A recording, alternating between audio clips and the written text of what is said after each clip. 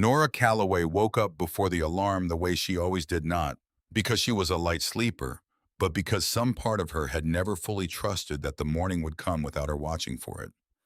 She lay still for a moment in the narrow bed above the coin laundry and looked at the watch on her wrist before she looked at anything else. The face was cracked corner to corner, a fine web of a fracture that caught the light and scattered it in thin lines across the ceiling. Her last foster mother had pressed it into her hand the morning she aged out 4 months ago now, and the woman had not said much because she was not a woman who wasted words. Be on time, she had told her. Be on time and people will trust you. Nora had believed her. She had believed her the way you believe the first solid thing anyone ever hands you with both hands and without question, because there is nothing else to hold on to. She dressed in the dark the way she did every morning, 3 minutes from eyes open to boots laced, because the salvage yard on the south end of Delwood, Oregon opened at 7, and she was always there by 6:15. Always. In 2 years of working for Rex Garrett, she had never once been late. Not in the deep freeze of January when the Ridge Road iced over and she walked the last half mile because the bus stopped running. Not in August when the heat came up off the gravel in waves and the metal in the yard was too hot to touch with bare hands. She was there because being there was the one thing she knew how to do perfectly, and she had learned young that perfection in a small thing was the only currency a girl with no people could spend. The yard sat at the edge of town where Delwood stopped trying to be a town and gave way to the river flats. 4 acres of stacked cars and engine blocks, and the slow rust that crept into everything within a quarter mile of the water. She liked it. She liked it in a way she had never been able to say out loud without feeling like she was admitting something embarrassing. Machines told you the truth about themselves. A motor that knocked was telling you something. A bearing that whined was telling you something. You listened, you paid attention, you found the problem, and the problem could be fixed. She had never once in her life been able to say the same about a person. She had learned engines the way she learned everything else on her own time and with borrowed materials. Library books she renewed until the librarian stopped asking. Diagrams she copied by hand into a spiral notebook because she was not allowed to take the reference books home. Motors she took apart in her mind during the long, quiet hours of other people's houses, lying in borrowed beds in borrowed rooms, mapping the parts in the dark until she could see the whole mechanism turning behind her eyes. When she finally got her hands on real engines at Garrett's, she already knew them the same way a person knows a place they have dreamed about before they ever visit, with a recognition that is not quite memory and not quite instinct, but lives in the space between. Rex Garrett had hired her off the street 2 winters back. He had asked her 3 questions, looked at her hands, and told her she started Monday. That had felt like kindness at the time, and she had paid it back the only way she knew, by showing up and by being useful. His son worked the yard too. Cole Garrett was 26 and quick with a smile and always a little behind on something she could not quite name. He came in late, took long lunches, spent his time on the phone with the screen tilted away from whoever was nearby. Nora had learned in her first week not to look too hard at the screen. She had learned in her second week that Rex loved his son the same way men love complicated things, without fully understanding them and without wanting to. It was a love that had never learned to ask hard questions of itself, and that kind of love in Nora's experience was the most dangerous variety. The morning it ended started like every other morning. Nora was under a flatbed by 6:30, her back on the cold creeper, working a seized caliper that had been seized since before she started. She heard Rex's boots on the gravel before she saw him. A man's footsteps tell you his mood before his face does. These were fast and hard and not going anywhere good. She slid out and stood up and wiped her hands on the rags she kept in her back pocket. Rex was already standing over her, and Cole was behind him, arms crossed, looking at the middle distance in the particular fashion of someone who has decided where to look in advance. "Office," Rex said. "Now." The office was a single-wide trailer with a space heater and a metal desk and a wall safe behind a calendar from 3 years ago that no one had taken down. Rex sat behind the desk. Cole leaned against the filing cabinet. Nora stood in front of the desk and waited. "Safe short $4,000, Rex said. He said it the same way you read a parts number off a manifest. Flat and factual and already decided. And the Hutchins block is gone. The restored 327, the one the man paid up front for, sold right off my lot. Nora looked from Rex to Cole and back. I don't know anything about that. Cole says different. Rex's jaw worked. He says he saw you, near the safe, Tuesday night after close. I wasn't here Tuesday night. She kept her voice level even though her pulse had moved up into her ears. I was at the county library until 9. They've got cameras at the desk. The woman who runs the reference section knows my face. Cole made a sound that was almost a laugh. Real convenient. Rex held up one hand and Cole went quiet. Rex sat back in the chair and looked at Nora for a long moment.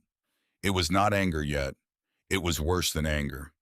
It was a man in the process of deciding, and she could see the scales tipping in real time, could see which way the weight was going before a single word confirmed it. You know what gets me, Rex said finally. I gave you a shot when nobody else in this county would have. You came in here with nothing. No references, no family, no address that wasn't a shelter on Birch Street. And I said, fine, come in Monday, let's see what you've got. 2 years I told people that girl works harder than men twice her age. 2 years I defended you when people in this town made their little comments. I didn't take your money, Rex. My boy is my blood. Rex said it quietly. You're a kid the state gave up on. He shook his head, and it was not a cruel gesture which almost made it worse. It was the gesture of a man who genuinely believed he was being reasonable. I should have known better than to trust someone nobody else would trust. The words went into her the way cold water goes into the lungs. She had heard that sentence before in different rooms with different furniture and different people behind different desks. A kid the state gave up on. She had spent 2 years at this yard trying to outwork that sentence, trying to bury it under enough early mornings and enough honest labor that it would stop being the first thing anyone saw when they looked at her. Rex had just told her it was still the first thing he saw. It had always been the first thing he saw. She thought about the watch. She had been on time every single day for 2 years. She had cracked her knuckle on a rotor in November and wrapped it herself and been back under a car within the hour. She had stayed late 17 times without being asked and never once put in for overtime because she had not wanted to push her luck. Turned out being on time and being believed were two different things entirely, and no amount of early mornings could close the distance between them. Keys, Rex said, and held his hand out across the desk. She took the yard keys off her belt loop and set them on the desk. She did not drop them. She did not slam them. She set them down with the same care she used when she set a torque wrench back in the drawer, because that small precision was the only thing in the room that still belonged to her. I'm not calling the sheriff today, Rex said. Out of respect for the time you've put in, you come up with a 4,000 and we're done. You don't, and I make that call. You understand me, I understand you fine. She looked at him steadily. You've got it wrong, but I understand you. She looked at Cole one more time on her way to the door. He was staring at the floor. His jaw was set and a muscle was jumping in his cheek, that small involuntary percussion of a person holding something in very hard. She had seen guilt before at enough kitchen tables in enough houses to know exactly what it looked like when it was sitting right in front of her.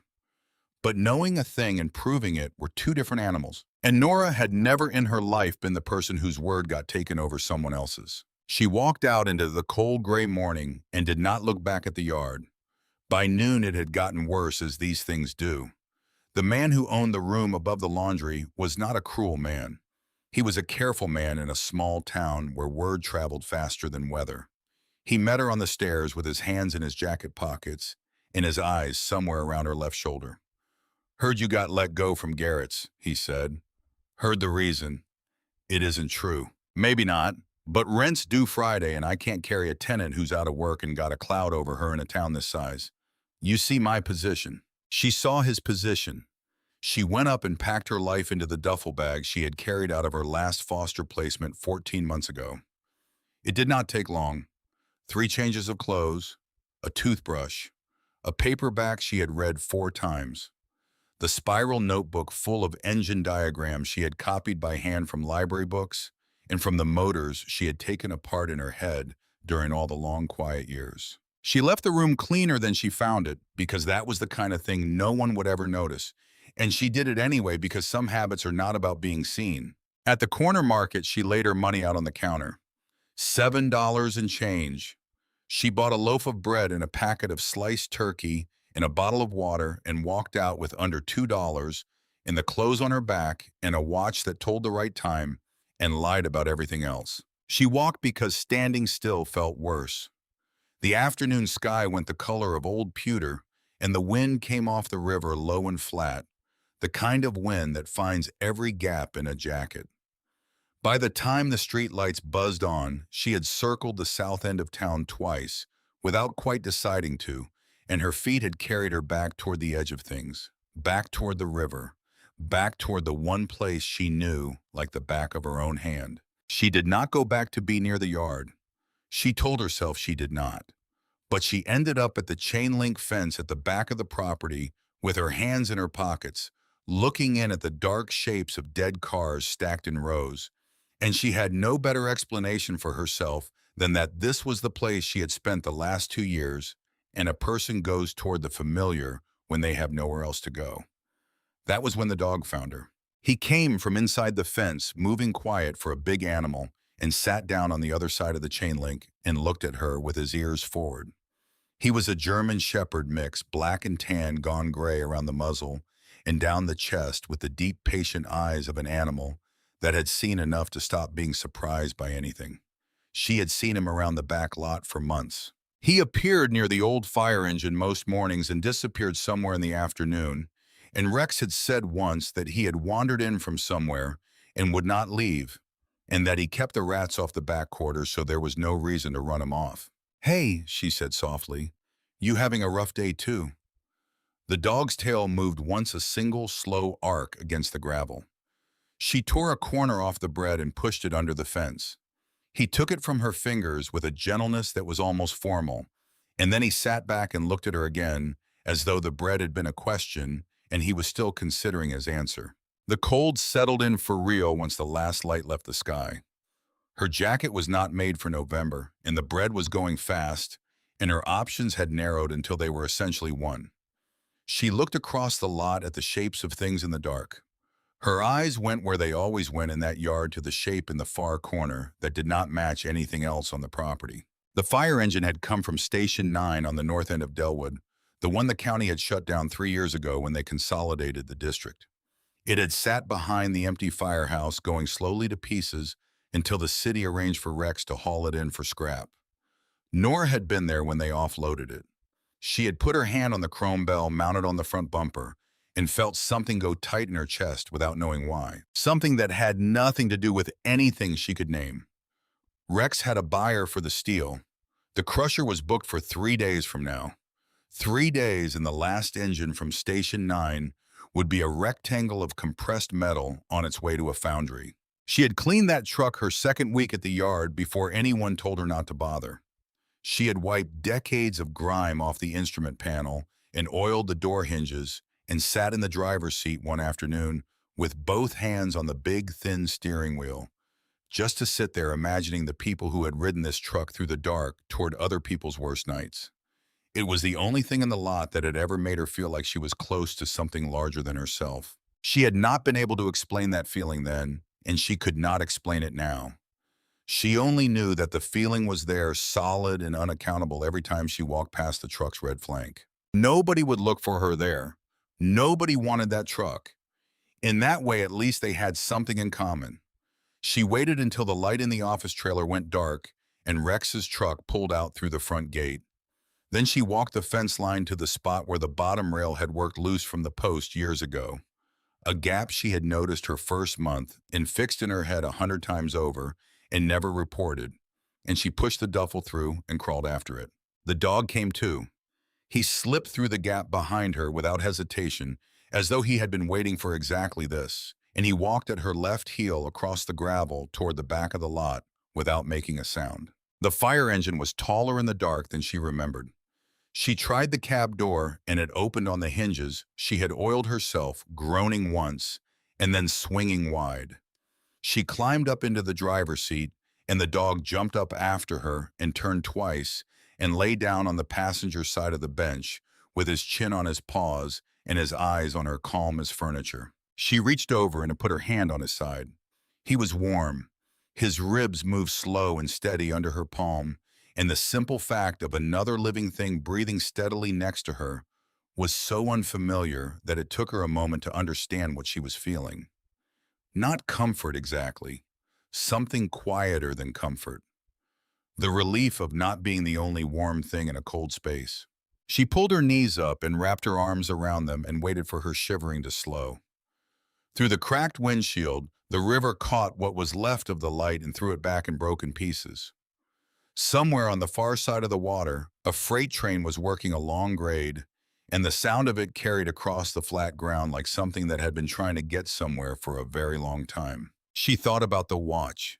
She thought about Rex's face when he said it, the flatness of it, the absolute absence of doubt. She thought about Cole standing at the filing cabinet, not looking at her, and the muscle in his jaw going and going. She thought about how a person can be exactly on time every day of their life and still lose everything before lunch to a lie someone else told, and how there is no clock for that, no mechanism you can take apart and fix. She had always known in the manner that children in the system learn certain things without being told that she was operating on a shorter margin than most people, that any mistake would cost her more, that any accusation would stick faster, that the benefit of the doubt was a luxury extended to people with roots, and she did not have roots. She had known this, and she had tried to outwork it, and tonight she was sitting in a dead fire truck in a salvage yard with $7 and the clothes on her back, and the knowing had turned out to be right all along. She did not cry. She had stopped crying sometime around age 11 when she understood that crying was something you did in the presence of someone who cared whether you cried, and there had not been a reliable supply of such people in her life. She had gotten out of the habit, and the habit had not returned. The cold would not let her sleep.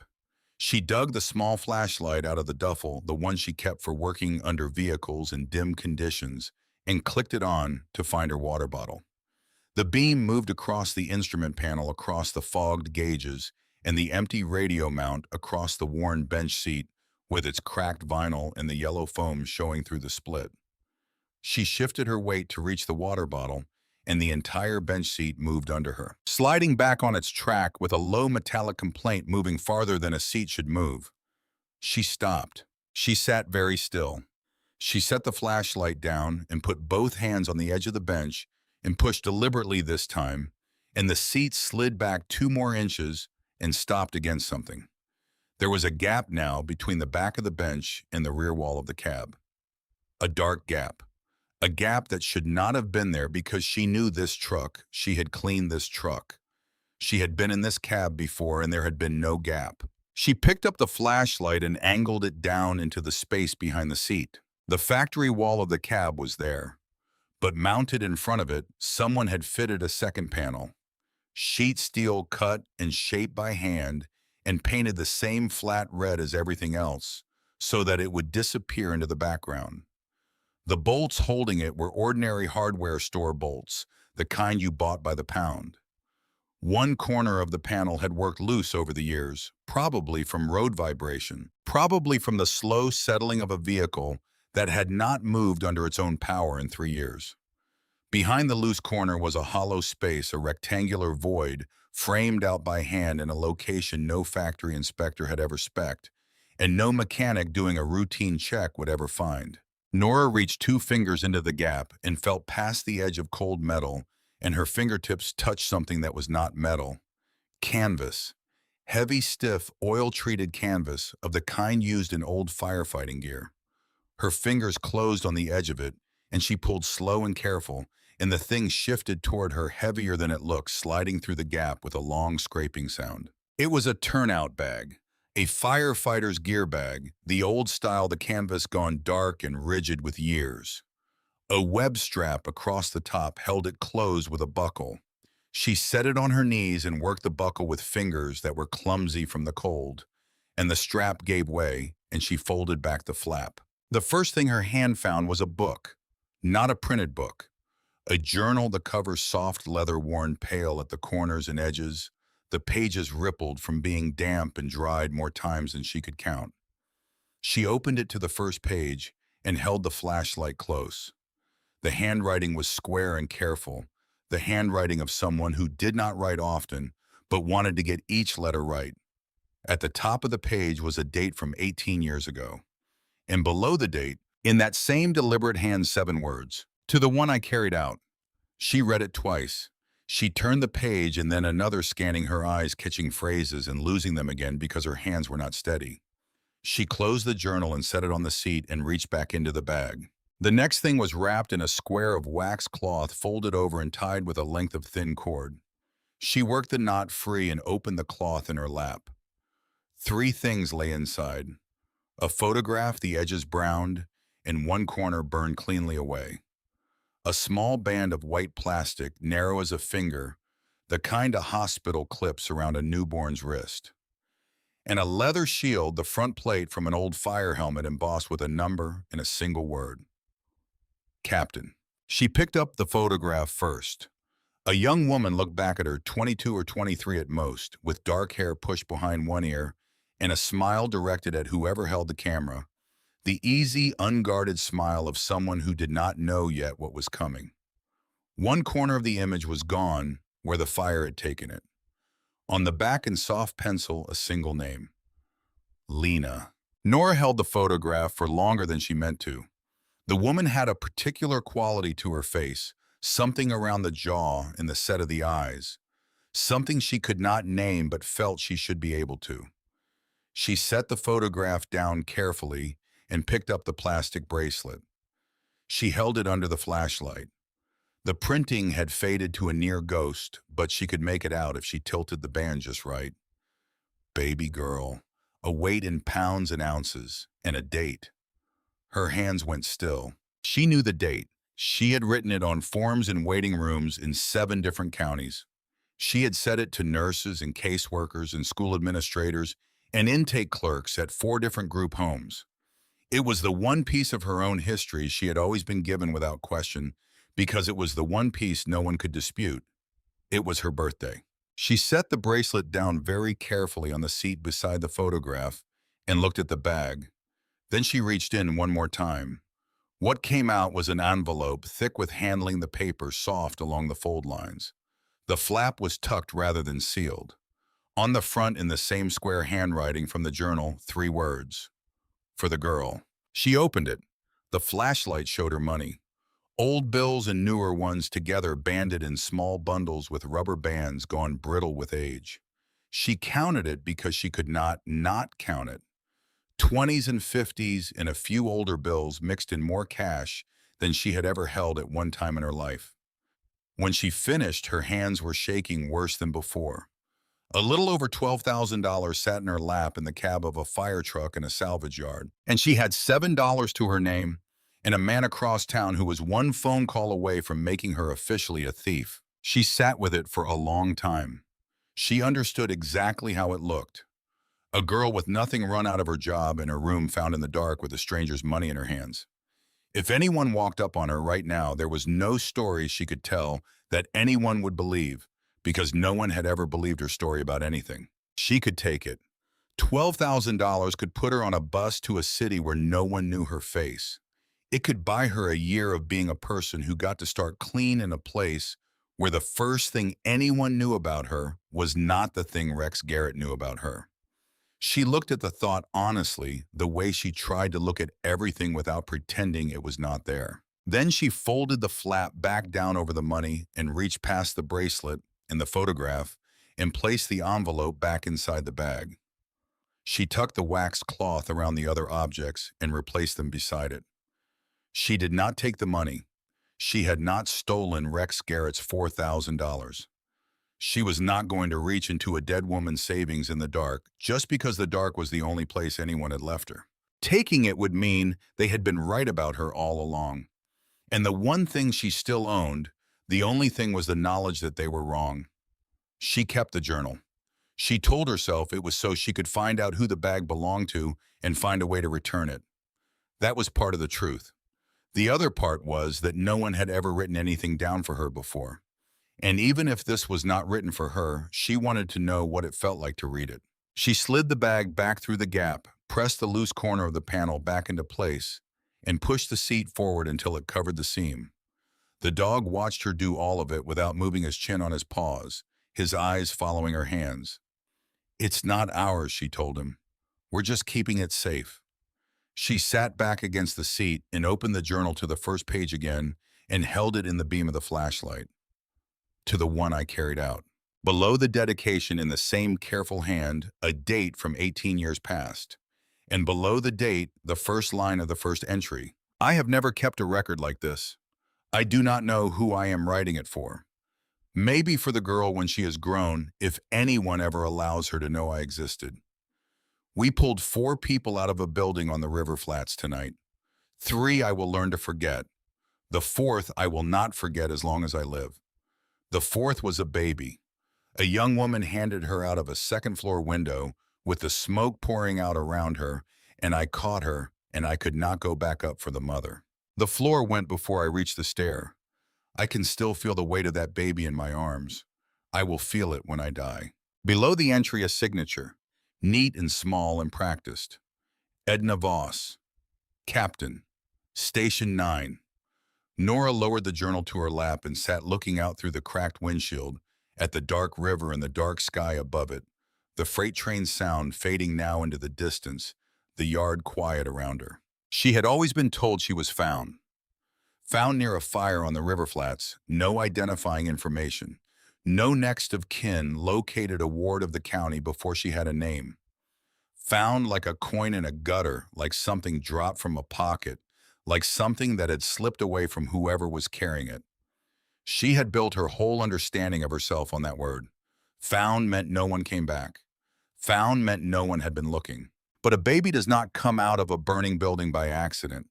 Somebody goes in after her. Somebody catches her when she falls. She sat in the cold cab with the journal against her chest, and the dog breathing slow and warm beside her, and the river running dark beyond the fence. And for the first time, she could remember the silence inside her had a shape. Not the flat, empty silence of a person with no history.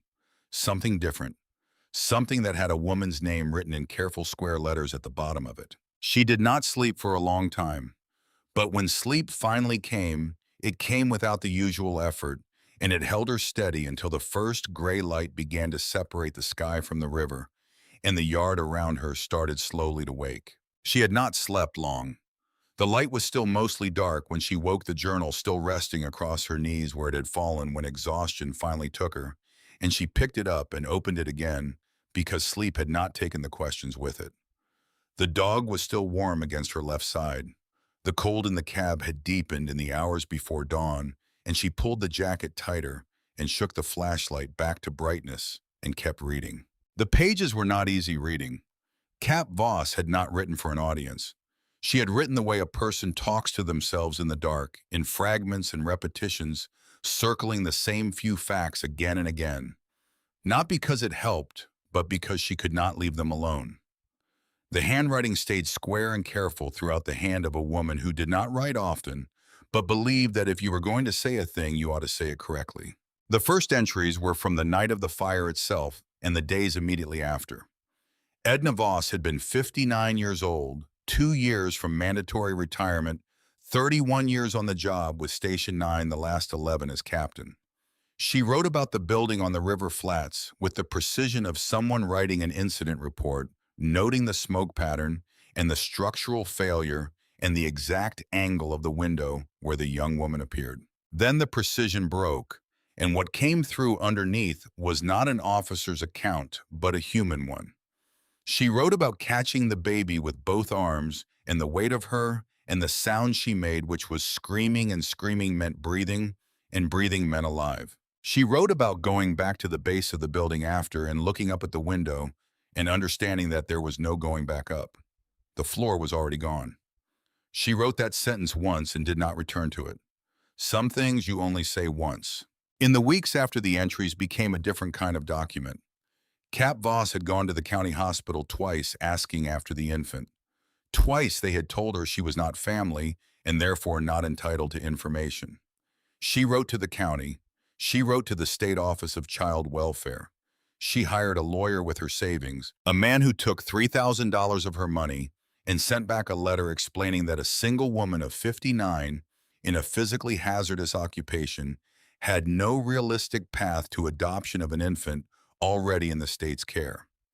She wrote about sitting in her truck outside the Delwood Children's Home 3 separate times without going in because she did not know what she would say, and she knew that whatever she said would not be enough. I understand the logic of it, she had written in one of the longer entries, the handwriting looser than usual, as though she had written it late and tired. A woman like me is not what they picture when they picture a home. I am not young. I run into burning buildings for a living. I have no husband and no family nearby, and no particular talent for the soft things people expect from mothers. But I keep thinking about the weight of her. People do not understand how light a baby is until they have caught one falling. She weighed nothing. She weighed nothing, and she was screaming, and that screaming was the most complete sound I have ever heard in my life. The state tells me that makes me nobody to her. I do not accept it. I will keep the record. When she is grown, when no one can prevent her from knowing her own history, I want there to be something in the world that says you were carried out. You did not fall. Someone caught you. That is not nothing. That is not nothing at all. Nora sat with that passage for a long time before turning the page. The middle years of the journal were harder to read, not because the writing changed, but because the events did not. The same search running on through year after year, the same walls rising up to meet it. Cap Voss had learned the young woman's name from the fire report. Lena Marsh, 22. No permanent address in Delwood. No family located before or after. The landlord of the building on the river flats had told her that the woman had come up from somewhere south, paid cash, kept to herself, was always polite. No one knew where she was from originally. No one came to identify her. She was buried at county expense in the far corner of the Delwood Municipal Cemetery, in the section reserved for people no one claimed. I found her grave last Tuesday, Cap Voss had written. I go and sit there sometimes. Someone ought to know where she is. She did the bravest thing I have ever seen in 31 years of this work, and she did it in less than 30 seconds, and no one is going to write it in any record that matters. So I am writing it here. She held her baby out of a burning window to a stranger she could not see clearly through the smoke, and she let go. She trusted the stranger to catch. That is an act of faith so complete I do not have a word for it. I will not let her be a name in a file. I will not let her be nobody. Nora looked at the photograph tucked beside her on the seat. Lena, 22 years old with her hair pushed back and a smile for whoever held the camera. A woman who had trusted a stranger in the smoke, and then the floor had gone, and there was nothing after that. Nothing in any record that mattered. She turned back to the journal and kept reading. The later entries were shorter and further apart. Cap Voss retired at 61, stayed in Delwood, lived alone in the house on Carpenter Street she had owned for 20 years. The entries from those years were quieter, more scattered the spaces between thoughts, wider as though she had more time and less urgency. She wrote about the men and women she had worked with and where they had scattered to after the station closed. She wrote about her knees going bad and then her heart going bad, and the particular indignity of a body that had carried you through 31 years of smoke and heat, deciding it was finished without consulting you. She wrote about selling the house when the stairs became impossible and moving into Ridgemont Care Home on the Ridge Road, and how small the room was, and how she did not mind the smallness as much as she had expected to. And she wrote about the truck. They are scrapping the old engine from 9. The handwriting in that entry was shakier than any of the earlier ones, the letters sliding slightly off their lines. They hauled her off the lot behind the old station today. I asked to ride along and they let me. Before she left, I did the last thing I had left to do. I built a space inside her behind the seat where no one would look unless they already knew what they were looking for. I put it all there. The photograph of her mother. The band off her wrist from the night they brought her into the hospital. The money I have been saving all these years that was always meant for her and never for me. I do not have a house anymore to leave anyone. I do not have a name to put on her in any record the state will recognize. But this truck carried her out alive once. Trucks outlast old women both. And if there is any justice left in the world, or any mercy, the girl will find her way back to the one thing that has never forgotten her. I never learned your name, but I have thought about the weight of you every day since the night I set you down. Every single day. Nora closed the journal. She sat for a moment with her eyes shut and her hands flat on the cover and her breathing going carefully in and out. The cold in the cab had gotten into her bones while she was reading, and she had not noticed until now. Dutch shifted beside her and put his chin on her knee, and she put her hand on his head without opening her eyes. It was her. There was no other way to hold it. The fire on the river flats, the date on the bracelet the baby pulled from the second-floor window and handed down to a stranger. She had been told her whole life that she was found. Found near a fire with no identifying information and no next of kin. Found like something lost. But there had been a woman at that window who held her out deliberately, who made a choice in smoke and heat to hand her to a stranger rather than hold on. And there had been a stranger below who caught her and then spent the next 18 years trying to reach her through every door the world would open, which turned out to be none of them. She was not found. She had been carried. Those were entirely different things, and she had spent 18 years not knowing the difference. She sat with it until the sky began to lighten at the edges, and the shapes of the stacked cars in the yard came back slowly out of the dark. She did not hear the footsteps on the gravel until they were close.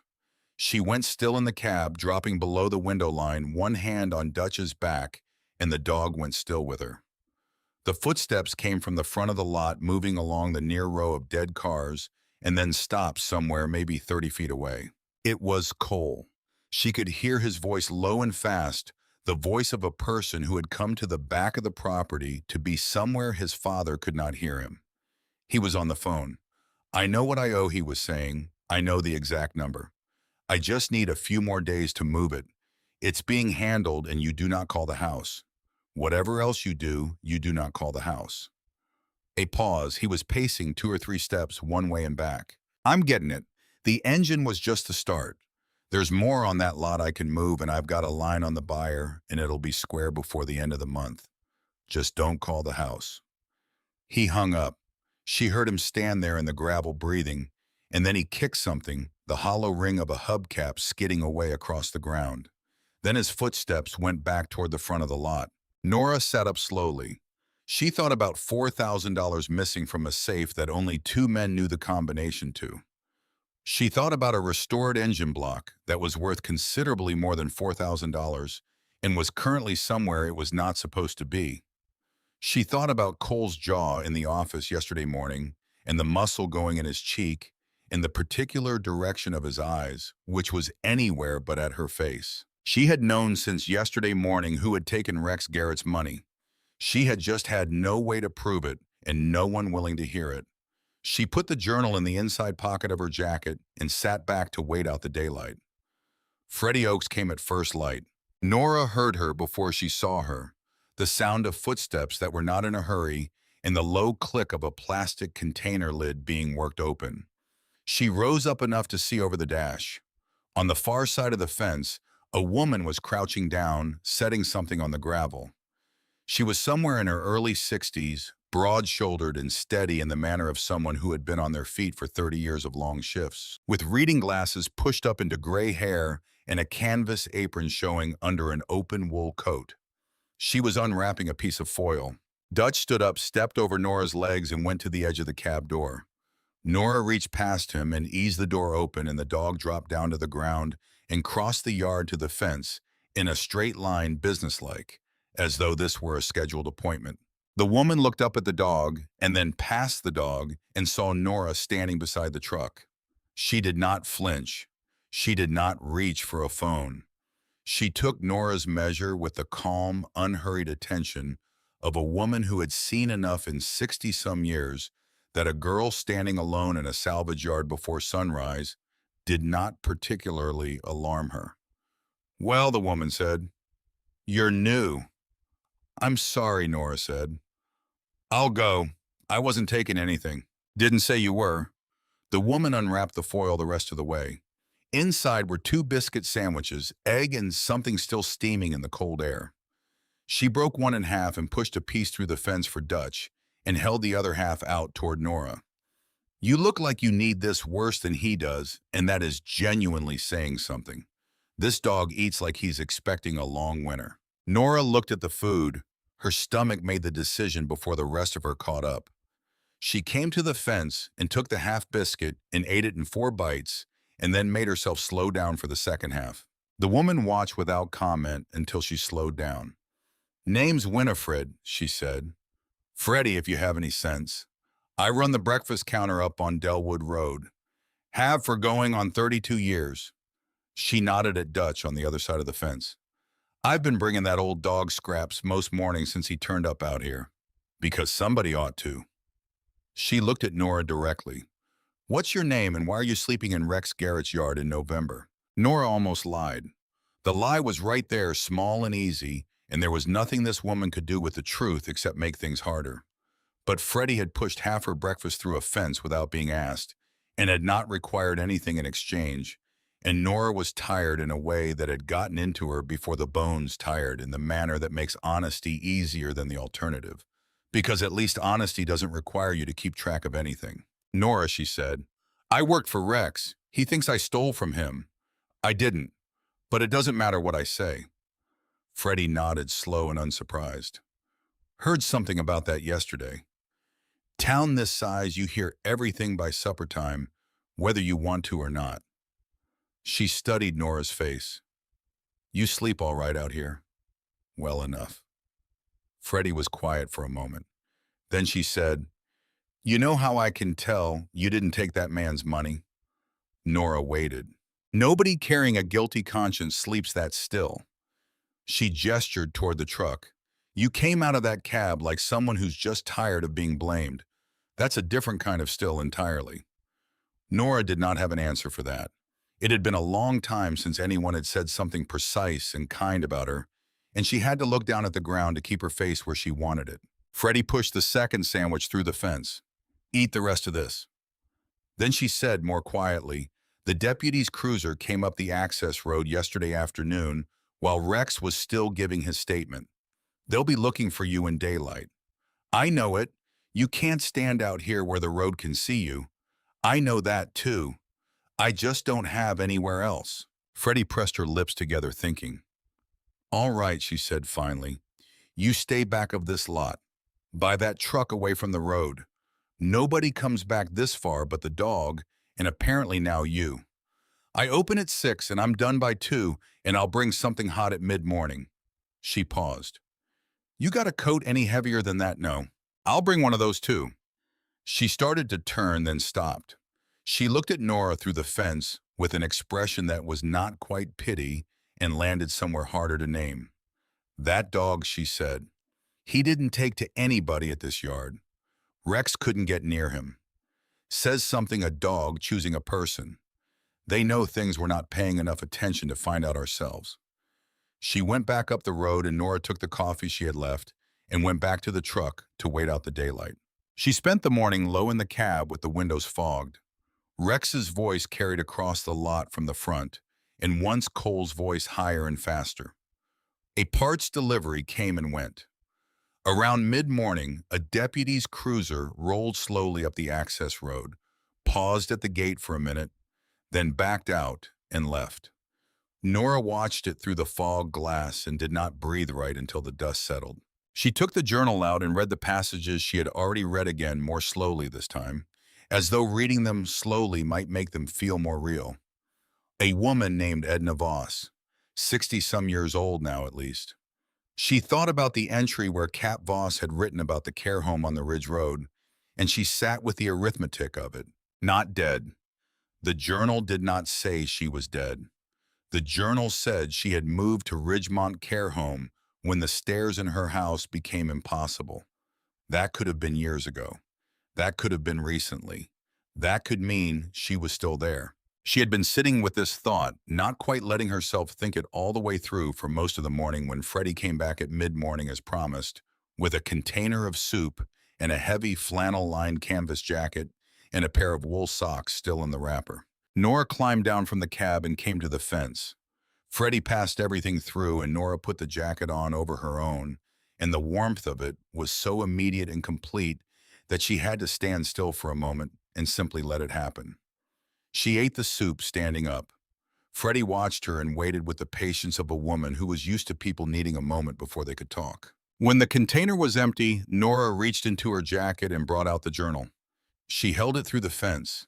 Freddie took it and opened it to the first page and read. Her lips moved slightly. She turned a few pages and read again, and then she stopped and looked up. "That's Cap Voss's writing," she said. Her voice had changed, gone quieter and more careful. "That's Edna Voss's hand. I'd know it anywhere. You know her." It was not a question, but Freddie answered it like one. Know her.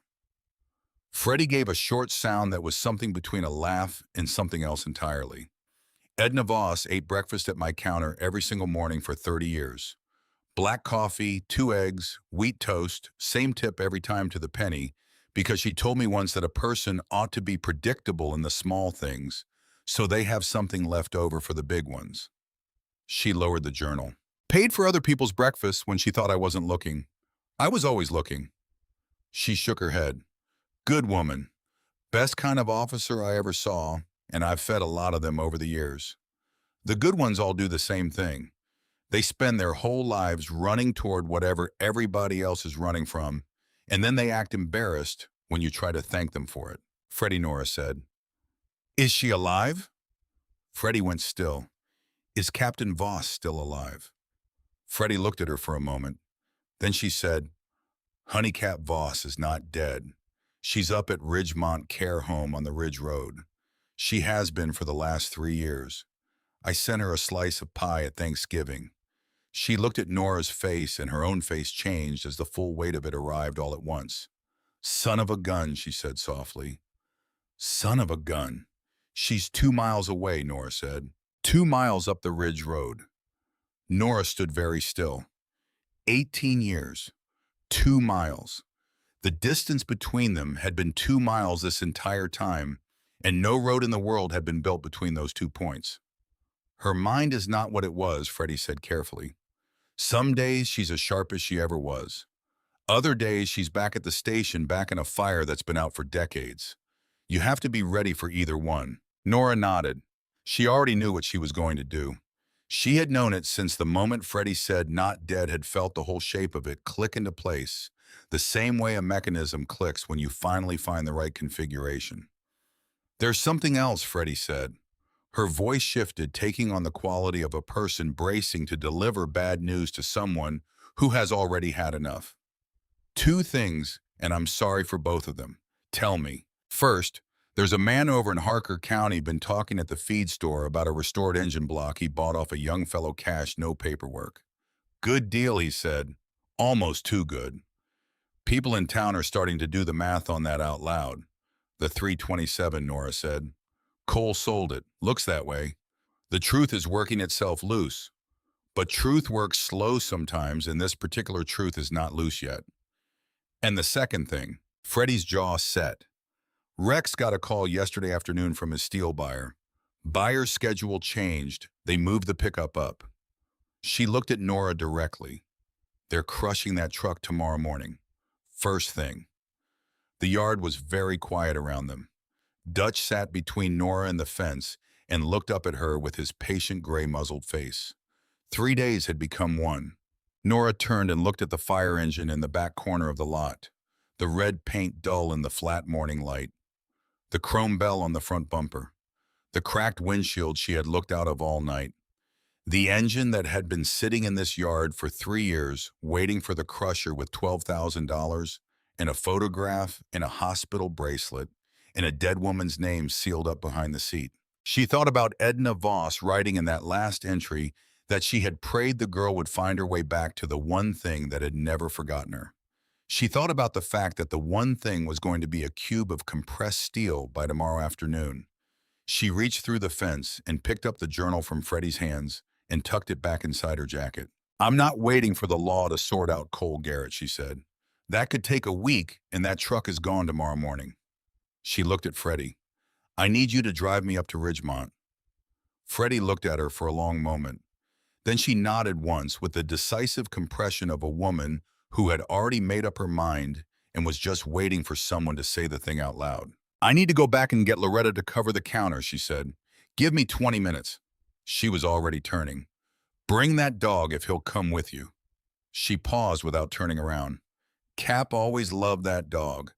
Dutch came. He walked at Nora's heel through the gap in the fence and along the road's shoulder to the small gravel lot behind Freddie's counter, where a 10-year-old Subaru sat with a cracked rear taillight and a bumper sticker from a state park Nora had never been to. Freddie came out the back door of the diner, pulling her coat straight, and tossed her the keys without ceremony. You navigate, I drive. I know where Ridgemont is, but I need my hands on the wheel and my eyes on the road, so you talk me through if I miss the turn. They drove the ridge road with the heater going and Dutch's chin on the console between the seats. The town went by on either side: the hardware store, the library where Nora had been on the night Cole was at the safe, the corner where the sheriff's office sat with its flag at half-mast for something she had not followed. She kept her face turned slightly away from the windows and watched for a cruiser in the mirror, and none came. Mind her heart, Freddie said as she eased off the gas for the turn up the ridge. The care home nurses told me her pump is not strong. Any kind of shock can scatter her for a whole day. Nora looked out the window. What do I say to her? Show her the bracelet first, before anything else. Let her hold it. Her hands will know before her head catches up. And if her mind's not there today, then you tell her anyway. Freddie kept her eyes on the road. You tell her the river carried it back. Some part of her will hear you. That part always does, no matter where the rest of her is gone. Ridgemont Care Home sat back from the ridge road behind a half-circle of bare-branched oaks, a long, low brick building with a flagpole and a covered porch with 6 rocking chairs that no one had sat in since September. Freddie pulled into the lot and cut the engine, and for a moment, neither of them moved. Nora had her hand on the door handle. Her pulse was doing something she had not felt in a long time, a fast, shallow percussion that was not quite fear and not quite anything else she had a word for. What if she doesn't know what I'm talking about, she said. What if I get in there and she's back somewhere I can't reach her? Then you tell her anyway, Freddie said again. She reached over and pressed Nora's arm once quick and firm. Now go. She's been waiting on you a lot longer than you've been waiting on her. Nora got out of the car. The cold air was sharper up on the ridge, thinner and cleaner than down in the flats. The gravel under her boots made the same sound it made in the salvage yard. She climbed the steps to the glass doors, and Dutch came up behind her, and she pushed through into the warmth. The lobby was bright and smelled of floor wax and coffee, and something institutional and not unpleasant underneath. A woman at the front desk looked up. She looked at Dutch and then at Nora without particular alarm. I'm here to see Edna Voss, Nora said. The woman at the desk smiled. Cap's in the sunroom, down the hall, last door on the left. She's having a good morning. She paused, taking in the duffel on Nora's shoulder and the worn jacket underneath the borrowed one. Are you family? Nora opened her mouth. The word no was right there, technically accurate. The word she had said on every form in every waiting room in her entire life. Then she thought about the journal in her jacket and the bracelet in her pocket and the woman who had ridden along when the truck was hauled to the salvage yard so that she could seal a record inside it on the chance that the right person would someday find their way there. I think I might be, she said. The sunroom was a long, bright space with windows on 3 sides and plants in the sills, and several residents in chairs with various degrees of wakefulness. At the far end in a wheelchair, angled toward the south-facing windows, sat an old woman with a blanket over her knees and her hands folded in her lap. She was thin in the manner of people whose frames were once much larger, the architecture of a bigger person, still visible in the width of her shoulders and the set of her jaw. Her hair was white and cut short and practical. She sat very straight. Dutch went ahead. His claws clicked on the tile and he crossed the room in a straight line and stopped at the woman's chair and placed his gray muzzle on her knee. The old woman's hands unfolded. One of them came down slowly onto the dog's head, finding the shape of his ears by feel, and she went very still. Her fingers moved through the fur in a gesture that was not new. That was old. That was the gesture of a hand that had done this particular thing 1,000 times. She bent forward over the dog's muzzle and her voice came out thick and low. "Dutch," she said, "you remember me. They wouldn't let me bring you. No dogs, they said." She worked the loose skin at the back of his neck. "You rode the back step with us your last few years. Best nose on any crew I ever ran." She wiped her eyes with the heel of her hand and then seemed to remember herself, and she looked up. Her eyes were a faded blue, the color of sky in an old photograph, and they found Nora's face and held there with the careful, polite attention of a woman who had learned to cover for the gaps in her own memory. "Forgive me," she said. "I don't quite place you." Nora's hands were not steady. She reached into her jacket pocket and took out the small plastic bracelet, the hospital band with the faded printing, and the date she had known her whole life. She crossed the last few feet of tile between them, and without a word she held it out and placed it in the old woman's open palm. Edna Voss looked down at it. The room was very quiet. Dutch had settled with his chin still on her knee and his eyes half closed. A long moment passed. Then the old woman's thumb moved across the printing on the bracelet. Slowly. Reading it the manner someone reads in the dark when they have to use their fingers. And her face changed. The careful social surface that a person assembles when their memory is unreliable fell away all at once, and what was underneath it was not confusion. It was a grief that had been sitting in the same place for 18 years and had not moved an inch. "Where did you get this?" she said. Her voice had gone to almost nothing. "I put this away. I put this somewhere no one would ever." Her head came up. Her eyes were on Nora's face now, and they were not searching for recognition anymore. They were simply looking with a directness that had nothing careful about it. "It was behind the seat," Nora said. "In the truck. I found the bag, the journal, the money, her picture." She reached into her jacket and brought out the photograph and held it where the old woman could see it. Lena, the dark hair pushed back, the smile, the burned corner. Edna Voss took the photograph in her free hand and looked at the young woman in it, and her eyes filled and spilled over without any effort to stop them.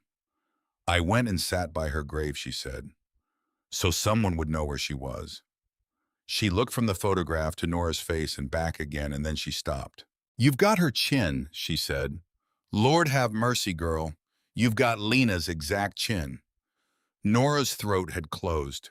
She lowered herself to one knee beside the wheelchair so that they were level with each other, so that there was nothing between them but the small space of air that two people occupy when they are finally in the same room after a very long time. "It was me, Cap," she said. "The date on the band is my birthday. I was the baby you carried out. I grew up in the system. They always told me I was found near a fire and no one knew who I was." She stopped, started again. "It was me. You've been writing to me. All of it. It was me." Edna Voss reached out one hand and laid it against the side of Nora's face. The palm was rough and cool, the hand of someone who had spent decades in gloves that were never quite enough, and it settled against her cheek with a steadiness that nothing in the room could have disturbed. "I held you," the old woman said. "You weighed nothing. You were screaming, which was the most beautiful sound I had ever heard, because screaming meant you were breathing. Your mother got the window open and the smoke was coming around her, and she leaned out and she said, 'Take her. Just take her.' And I had my arms up and she let you go and I caught you." She stopped. Her jaw worked. And then she said one more thing. She said, "Her name is." And the floor went, and I never heard the rest. I have wondered every single day of my life what that last word was. Nora sat on the floor of the sunroom with her back against the side of the wheelchair, and the old woman's hand on her head, and the dog pressed warm against her legs.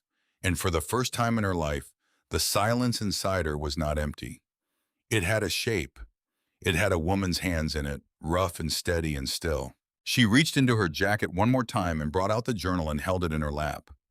She opened it to the last page, the one with the shakiest handwriting, dated only 2 years ago. She had tried to read it the night before, in the dark of the cab, had tilted the flashlight across it twice, and taken it for nearly blank. the water stain the same near black as the surrounding dark. Now in the clear winter light of the sunroom, she could see it properly. The words at the bottom of the page were written in a hand much less controlled than the earlier entries, the letters listing slightly, the lines uneven. She tilted the page and read them carefully. I think she said her name Cap Voss had written. Right before the floor went.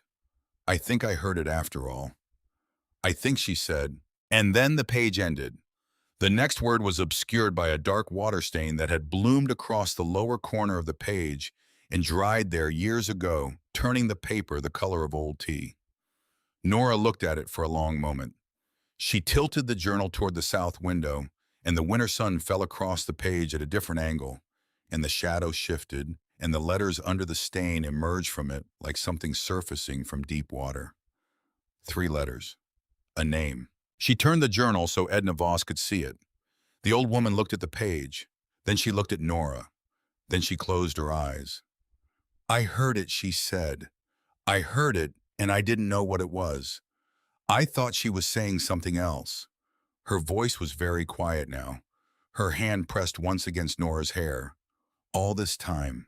She said it plain as anything, and I just didn't know it was a name. Nora sat very still.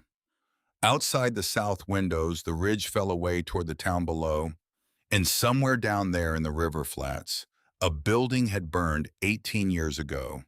On a cold night, and a young woman had held a baby out of a window to a stranger she could not see and set her daughter's name into the smoke and let go. Her name had been Nora. It had always been Nora. It had been her name before she had anything else, before the county gave her a file number and a social worker and a last name pulled from the geography of where she was found. She had been named before the floor went. She had been somebody's daughter before she was anybody's case. The sunroom was very quiet. Dutch breathed steadily against her legs. Edna Voss's hand rested on her hair, still and warm. And Nora sat on the floor with the journal open in her lap and let the knowledge of it move through her like water finding its level, slow and certain, and without any drama at all. Then Freddie appeared in the doorway of the sunroom with her coat still on and her face carefully neutral and her eyes bright. She caught Nora's eye and held up 2 fingers. 2 things she said from the doorway, keeping her voice low and steady. She held up 1 finger. The man with the engine block. He drove into Delwood this morning, walked into the sheriff's office with a bill of sale and a phone full of text messages. Messages from Cole setting up the deal. Dates, dollar amounts, pictures of the engine, the 2nd finger. And Rex moved the crusher up again. She looked at Nora steadily. They're running it at first light tomorrow. Not mid-morning. First light. Edna Voss had been listening. Nora felt the old woman's hand tighten slightly against her hair and then release. Then Cap said in a voice that had recovered most of its steadiness, that truck carried 4 people out of a burning building the night of the River Flats fire. 4 people and a dog if you count Dutch, which I do. She put both hands on the arms of the wheelchair and pushed herself up to sitting as straight as she could manage. Get my coat, she said. We are going down there. That engine is not going into a crusher while I'm still drawing breath in this county. She looked at Nora with the faded blue eyes that had seen 31 years of fires and had not looked away from any of them. What happens to that truck tomorrow is your call to make, she said. Not mine, but I will be standing right next to you when you make it. Nora stood up from the floor. She put the journal in her jacket. She put the bracelet in her pocket. She looked at the old woman in the wheelchair, at the straight back, and the set jaw, and the rough, steady hands, and she felt something shift in her chest. Not breaking, not the way things had always broken before, but the way ice shifts in the first warmth of a thaw, slow and inevitable, and without any going back. She had come into this room with $7 in a stranger's journal and 18 years of being no one's. She was leaving with something else entirely. She reached down and took the handles of the wheelchair.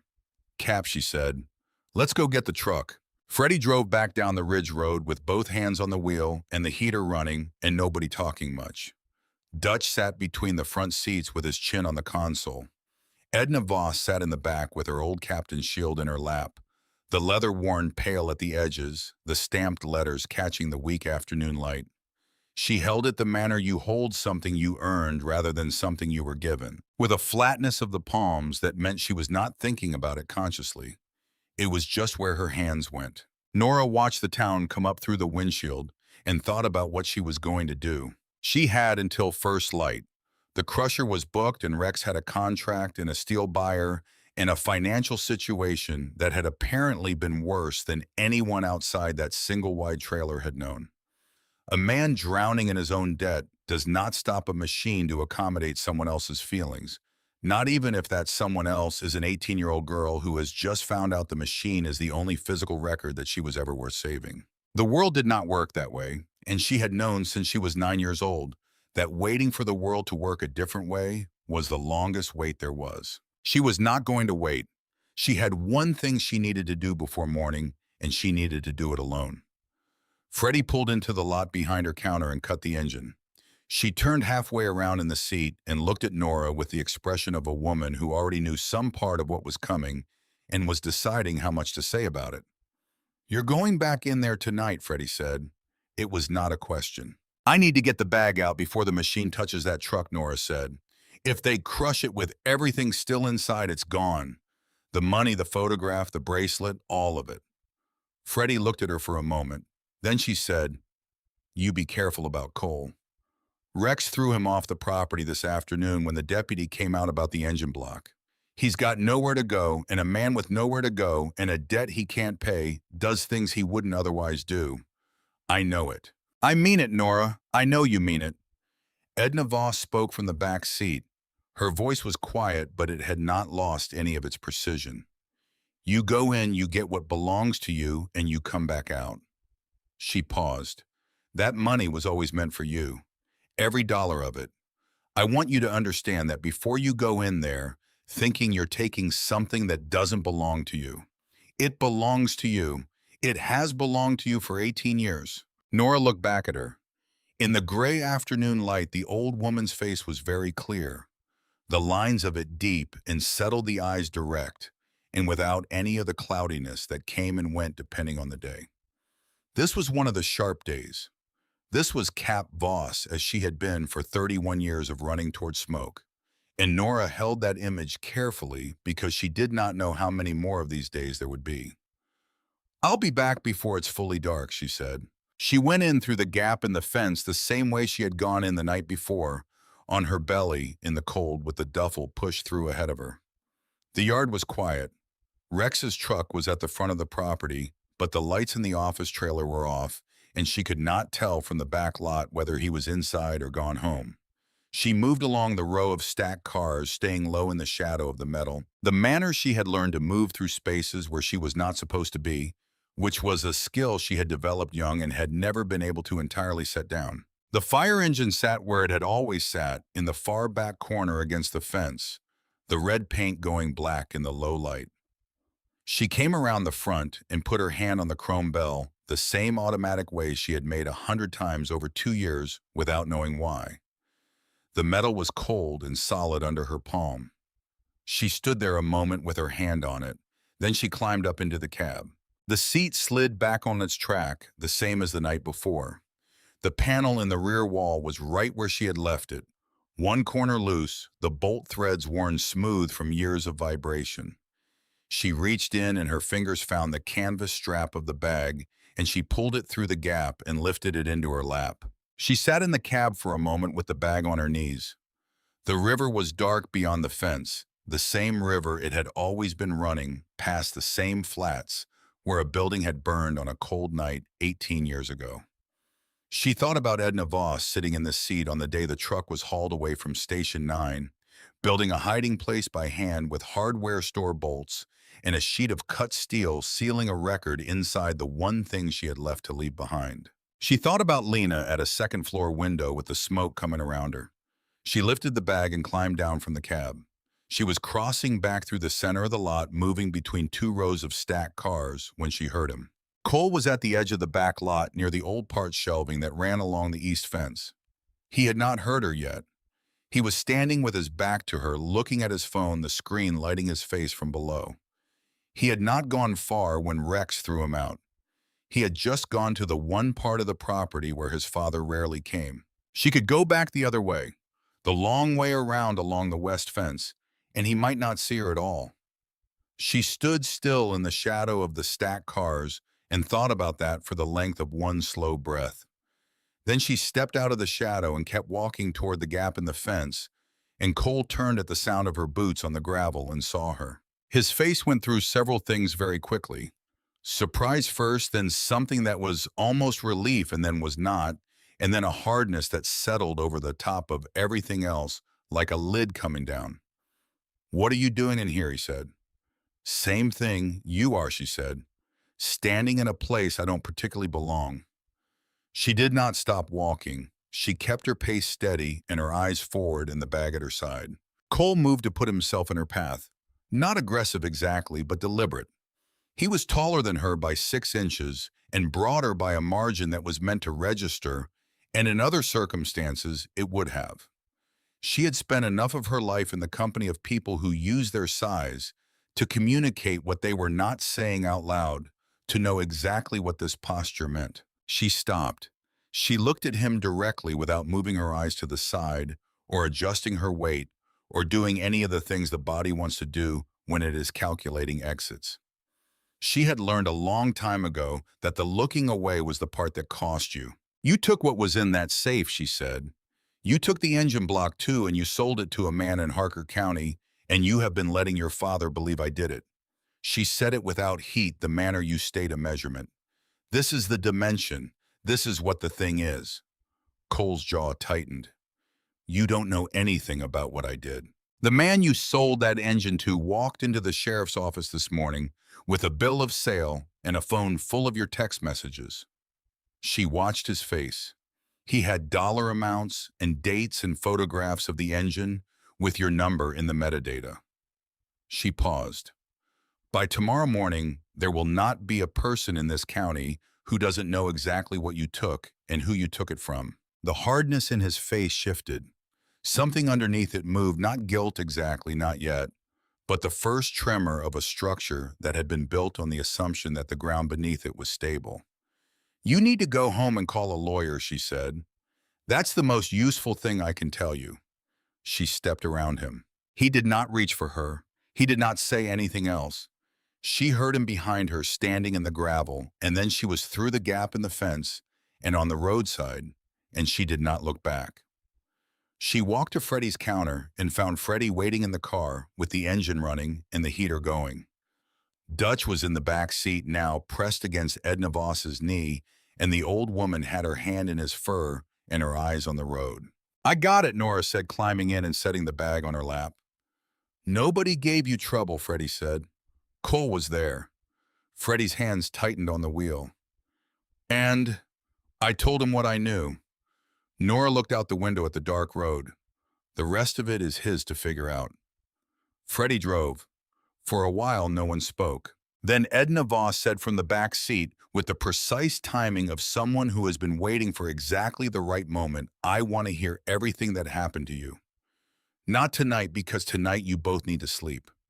But soon. All of it. Every house and every school and every person who looked at you and decided wrong. I want to hear all of it." Nora kept her eyes on the window. "Okay," she said. "That's all.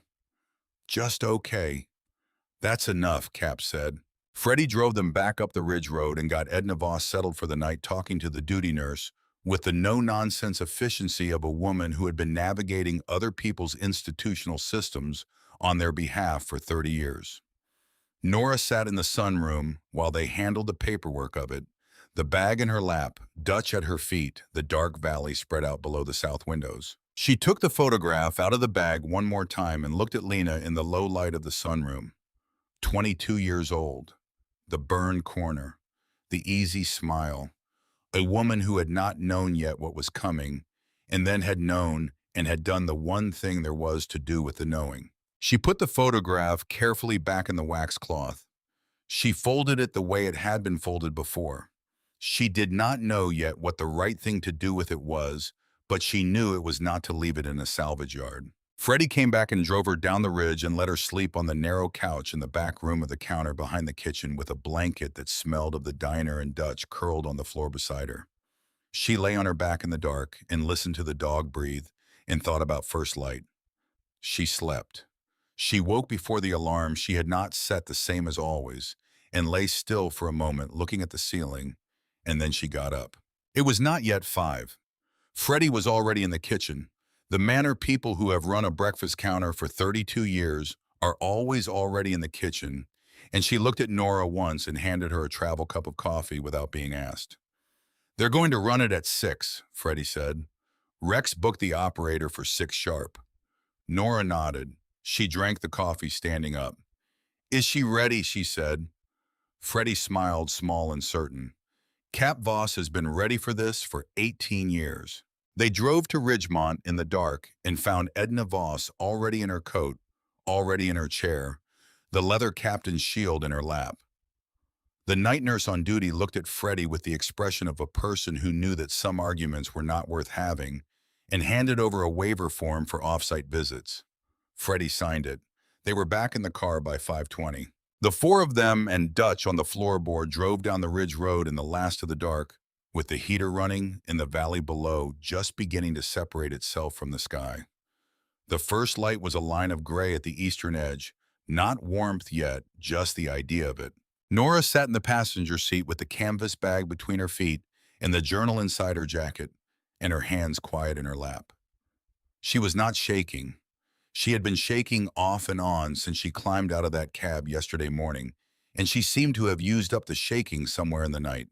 When they turned in at the gate of Garrett's salvage yard, the floodlights were already on, harsh white light flooding the front lot and the rows of cars. The big diesel of the excavator was running a low, sustained roar that she felt in her chest before she heard it clearly.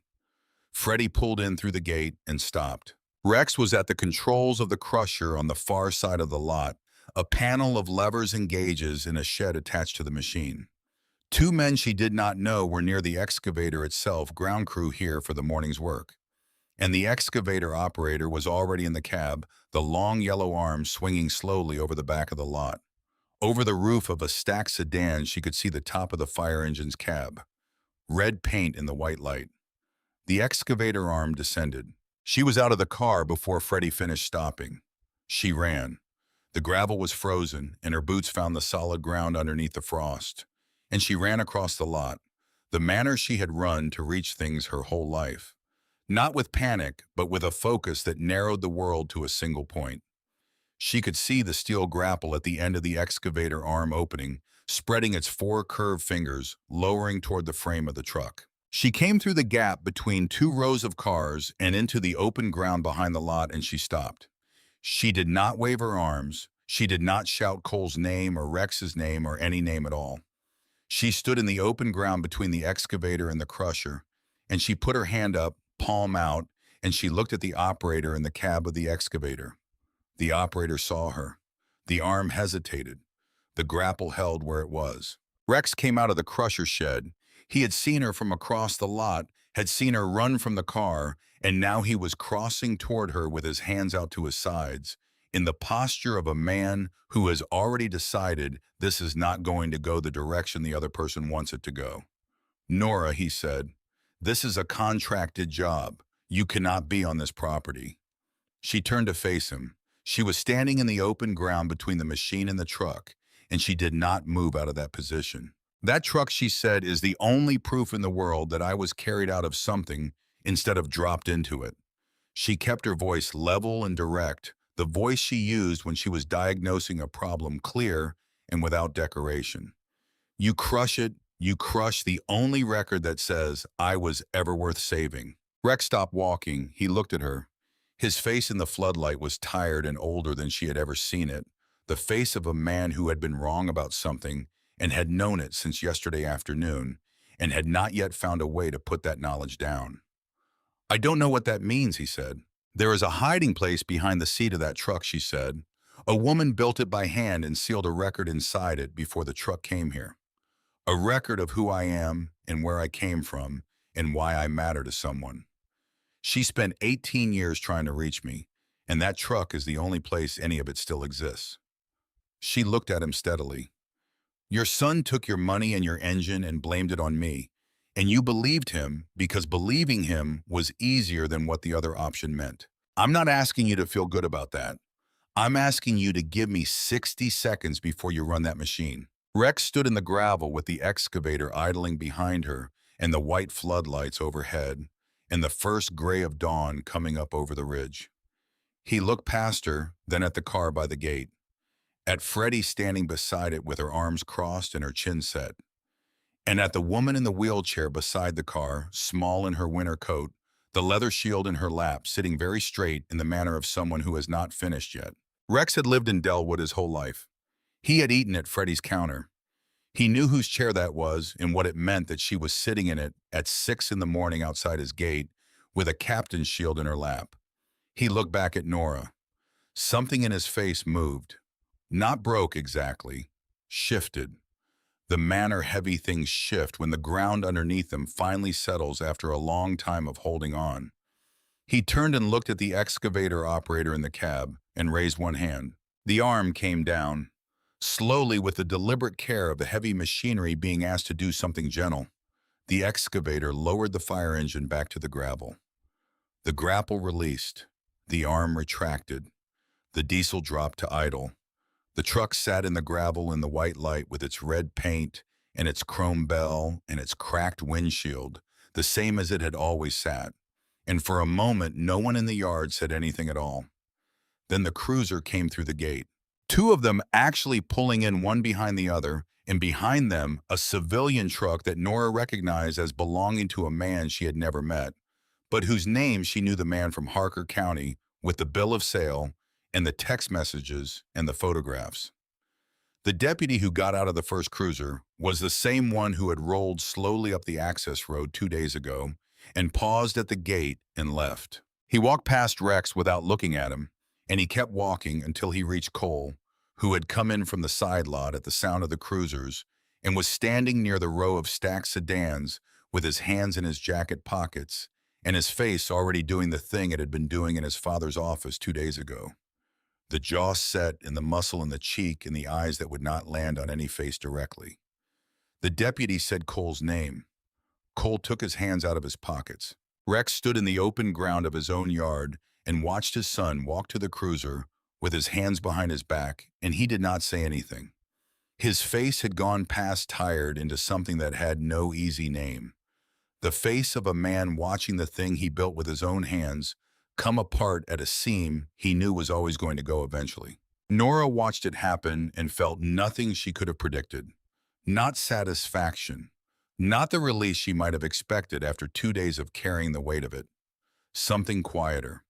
The simple factual end of a thing that had been wrong and was now being corrected with the flat, unemotional quality of a mechanism returning to its proper alignment. Freddie was beside her then, one hand on her shoulder, warm and solid, and not saying anything because there was nothing to say. Rex walked toward Nora. He walked slowly, and his hands were at his sides. And when he stopped in front of her, he looked at her with an expression that had nothing left in it, that was defensive or decided. He was just looking at her. "You told me," he said. "You told me straight to my face, and I didn't listen." "Yeah," she said. "I did." He reached into his jacket and brought out an envelope and held it out. It was not thin. She took it without looking inside it, and she did not say thank you, and she did not say it was all right, because it was not all right, and they both knew it, and saying otherwise would have been a kindness neither of them had earned yet. She put the envelope in her jacket pocket. "I'm sorry," Rex said. She looked at him for a long moment. Then she said, "I know you are." She turned and walked back toward the gate.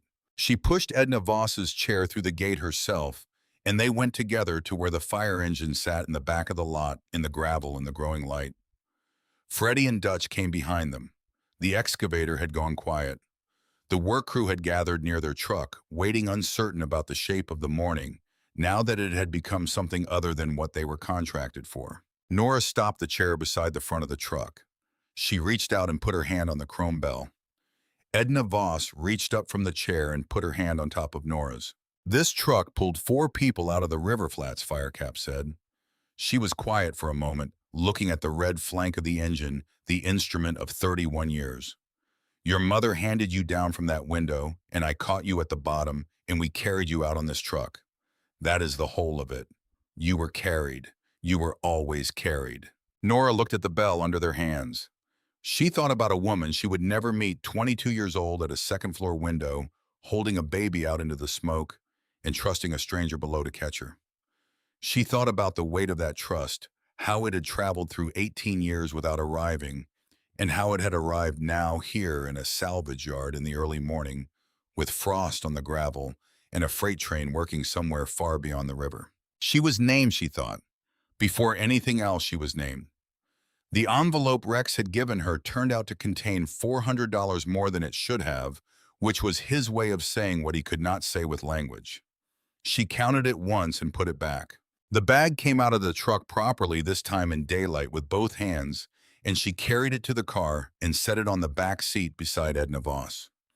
The old woman put her hand on it without opening it, just resting her palm on the canvas, and did not say anything. What comes after a thing like that is quieter than you expect. There is no orchestra for the moment when the wrong thing is finally corrected. The morning just continues.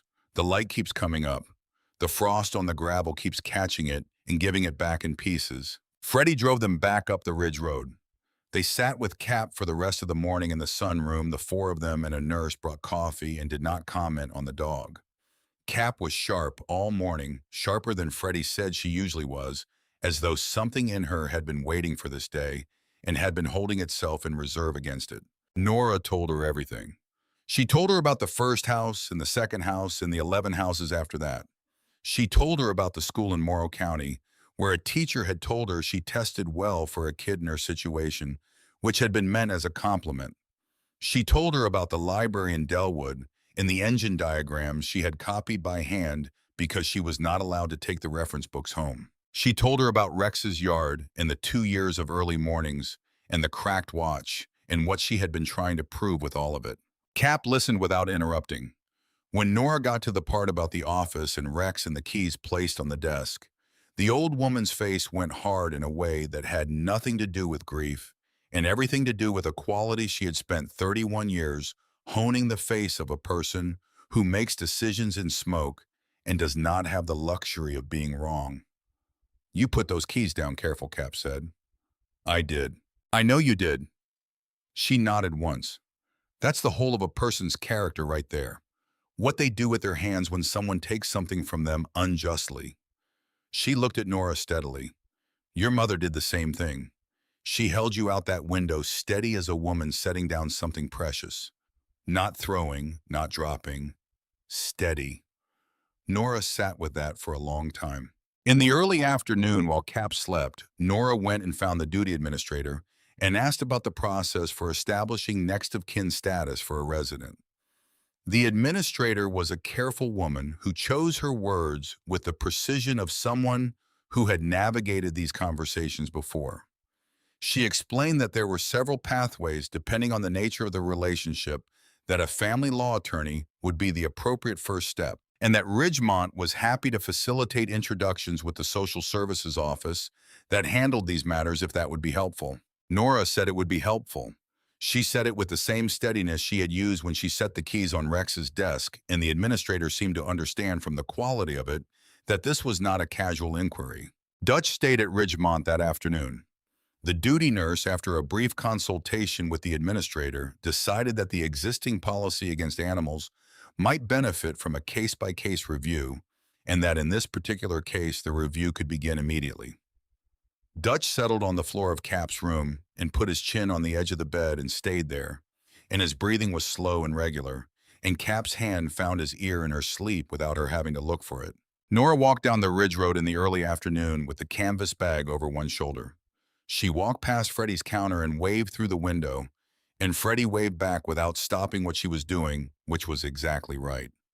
She walked to the library, which was open, and she sat at one of the long tables in the reference section, and she opened the envelope Rex had given her and counted it again and put it together with the money from the canvas bag, and sat for a moment looking at what it added up to. More than she had ever held, more than she had ever expected to hold. Not a fortune in any sense that the word is usually meant, but enough. Enough for the beginning of something real. She took out the journal and the photograph in the small plastic bracelet and laid them on the table in front of her. The librarian at the reference desk glanced over once and looked away, respecting the privacy of whatever was happening at the corner table with the girl and the old canvas bag. Nora picked up the photograph. Lena, 22, with the burned corner and the easy smile. A woman who had come up from somewhere south with a baby and no ring and no people anyone could find. Who had paid her rent in cash and kept to herself and been always polite. Who had trusted a stranger in the smoke, and then the floor had gone. She thought about what Cap had said about the cemetery, the corner section for people no one claimed. She put the photograph carefully back in the wax cloth and folded it the way it had been folded before, and tied the cord the way it had been tied before. She put everything back in the bag. She sat there for a while longer in the quiet of the reference section, with the afternoon light coming through the windows and the familiar smell of books around her, and the watch on her wrist showing the right time. And she thought about what it meant to know where you came from. Not the geography of it, not the fire report, and the county file, and the social worker's notation. The other thing, the thing that lived underneath the record. She had come from a woman who held on until the last possible moment and then let go cleanly. She had come from a woman who trusted the stranger to catch. She had been caught. She had been carried.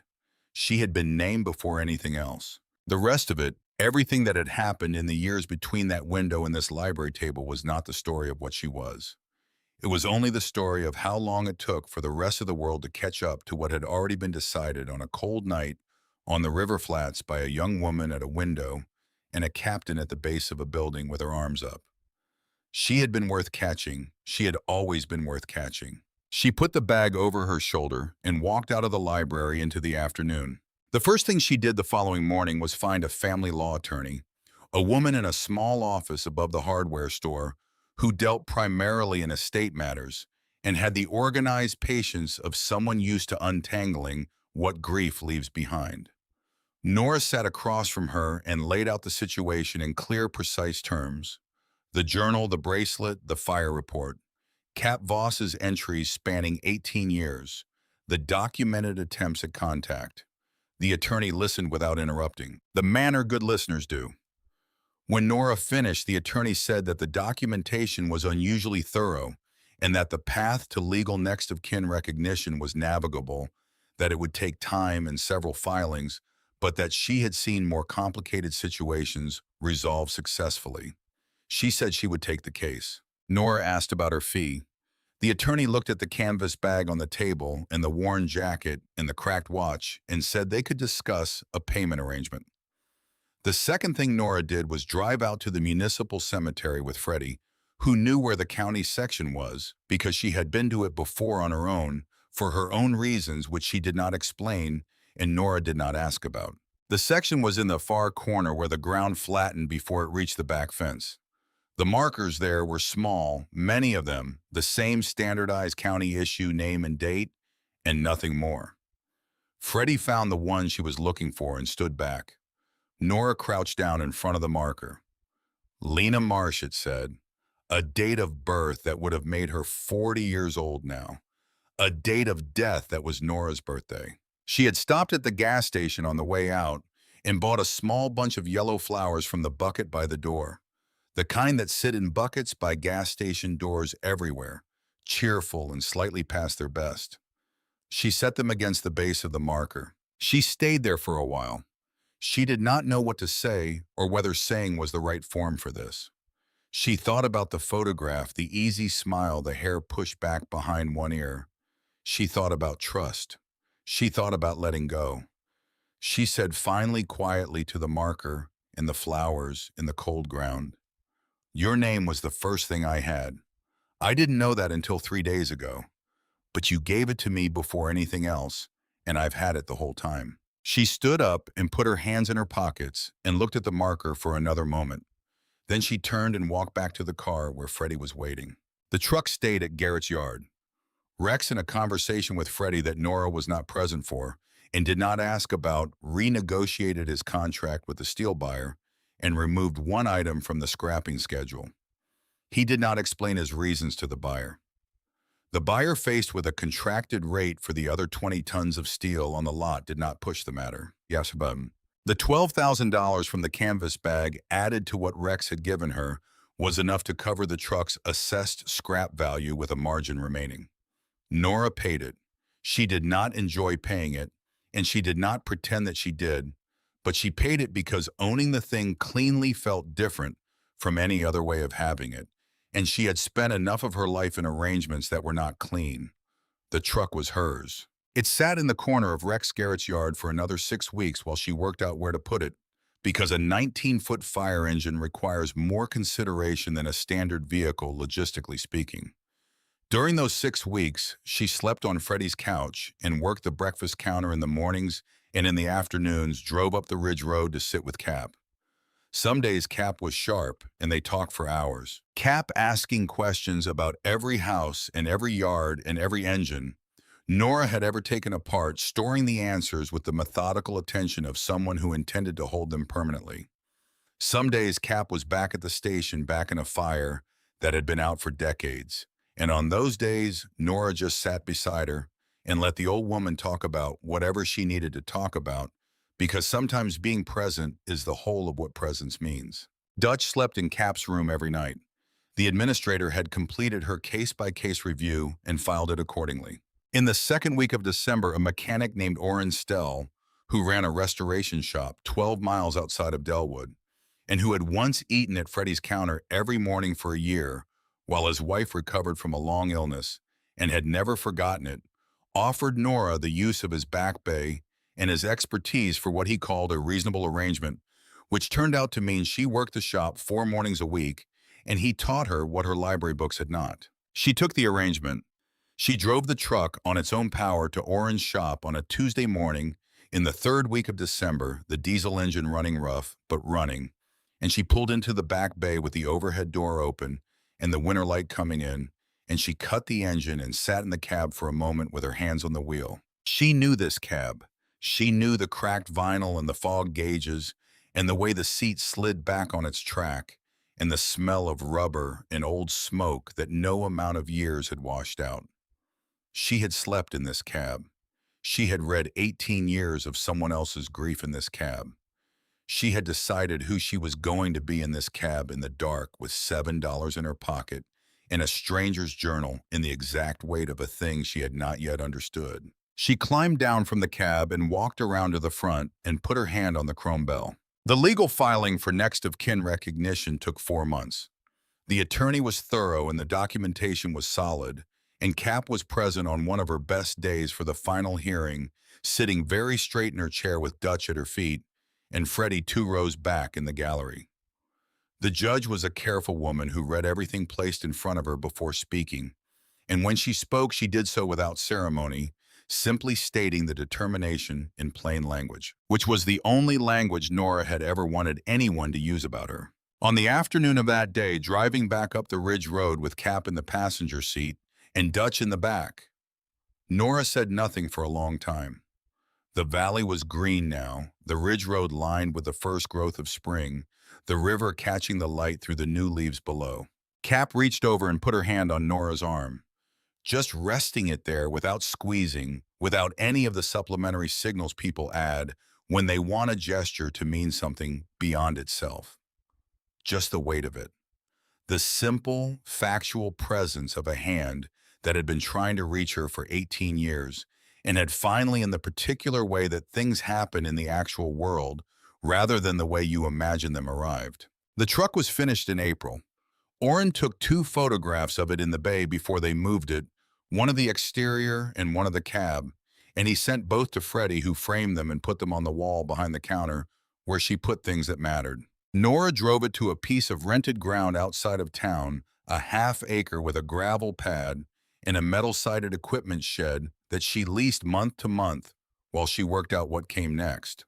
She was enrolled in the vocational program at the community college by then, the automotive technology track, where she was the youngest student by 15 years, and the one the instructor pointed to when he wanted to demonstrate what it looked like to already understand something before being taught it formally.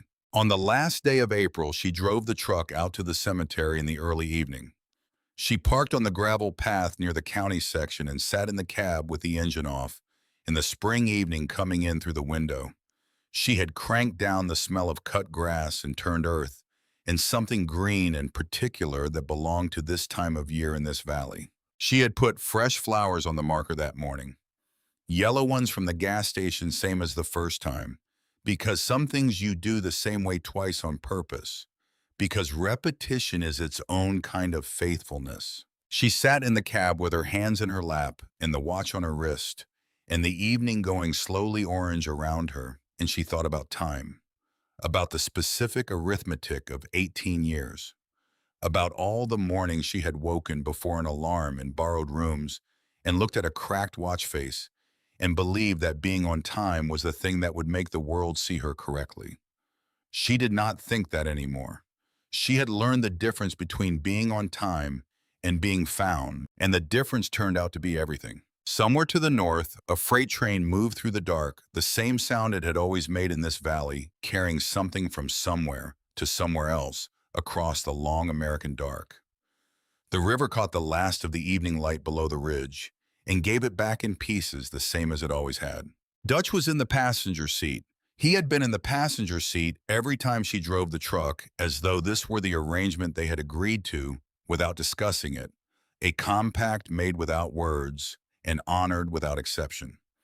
He put his gray muzzle out the window and let the evening air move across his face with the complete satisfaction of an animal that has found its way back to the thing it was looking for and intends to stay. Nora reached over and put her hand on his back and felt his breathing slow and steady as it had been that first night in the dark when she had understood for the first time what it meant to have a warm thing beside you in a cold space. She looked out the windshield at the cemetery and the early stars coming out above the ridge and the darkening valley below. She thought about Cap up on the ridge road with Dutch at her feet and the journal on the nightstand, and a legal determination that said in plain language what had always been true. She thought about Freddie at the counter in the early mornings, the same routine she had held for 32 years, steady as a good bearing. She thought about Lena, 22 years old, at a window making the only choice there was to make with what the smoke and the heat had left her. She was 18 years old. She had $7 in a borrowed truck, and then she had nothing, and then she had a name that had been hers from the beginning, and a woman who had caught her falling, and a dog who had recognized the truck, and a mechanic who taught her what the books had not, and a legal determination in plain language, and a piece of rented ground with a gravel pad, and a future that was hers to build or not build, hers entirely with her own hands, starting from exactly this point and going forward into whatever the road held. She started the engine. The diesel turned over and caught and settled into its low, steady run, the same engine that had run toward other people's worst nights for 31 years, that had carried 4 people out of the river flats, and then sat waiting in a salvage yard for 3 years for the right person to climb in. It ran the same way it had always run, without any awareness of what it had carried, or what it meant, or how long it had been waiting. Machines do not know the significance of the things they carry. They just run. They run and they carry and they keep going until someone decides to stop them, and this one had not been stopped yet. She put the truck in gear and drove out through the cemetery gate and onto the road, and the chrome bell on the front bumper caught the last of the light and threw it back, and the road went forward, and she followed it.